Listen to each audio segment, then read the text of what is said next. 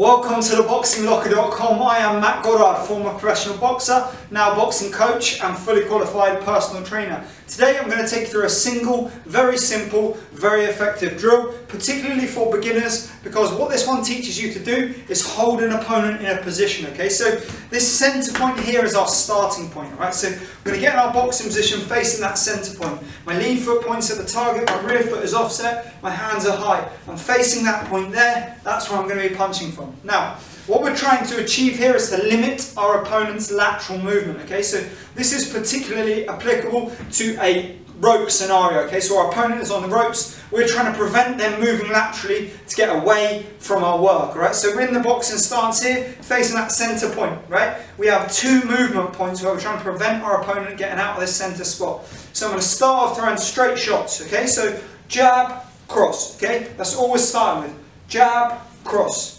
We come back into position. At this point, we're going to consider where our opponent may be moving, alright? So I'm either going to move to the left or to the right. Doesn't matter which one you practice first, we're going to alternate between them anyway. So at this point, I'm going to step to my left with my left foot, load this side, and throw the left hook to the body, left hook to the head, and then come back into position, alright? Then I'm going to move across to my right, and throw right hook to the body, right hand to the head, back into position, alright? So from here, jab, cross, step across, hook to the body, hook to the head, back into position, hook to the body, cross to the head, back into position, okay? So the basics of the movement are that we shut them off to our left, we shut them off to our right, okay? If you were in southpaw stance doing exactly the same thing, you would throw your jab, cross, step across to the left, hook to the body, hook to the head, come back in position, step across, hook to the body, cross to the head, back into position, back to facing where you are, okay? The idea is that we take our head off this centre line. So we throw our shots and then we move out with that central position, loading the side we're going to punch on, come to the body and then to the head, and then back to where we were, because our opponent hasn't been able to get out of there.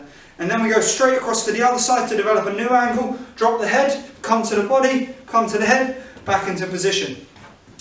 There's no need to move the other foot, okay? So generally when you're moving to your left, you're going to move to here. If you do that, that becomes the new centre point, so you give your opponent those two new options to move out of. By leaving the foot here, I'm closing off that space. Opening it out, closing off. So I leave the foot where it is. I throw jab, cross, step in, leave that foot there, stops that diagonal angle, come to the body. We go low first. We go low first because the body shot prevents them rolling out and creating a new angle for themselves, putting us back to the ropes, okay? So by going for the body shot first here, we're going to stop that roll, we're going to hit them hard, which means they're going to drop in and tuck up. Then we come to the head, come back into position, move across to the other side, take the head off the centre line to move away from the straight shots.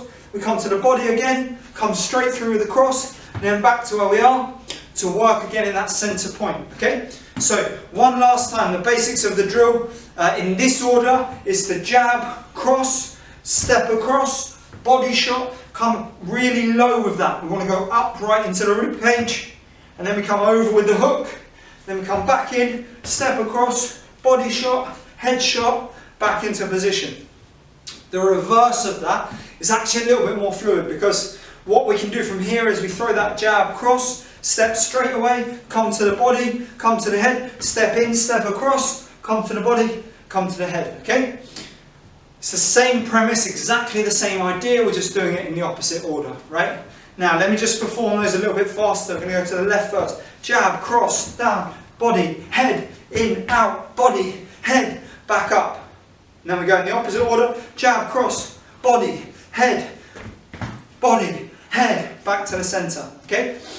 Remember, the angle that you're punching at shouldn't be too high. We don't want to be chopping these punches down. What that does is it makes it very easy for our opponent to move out, okay?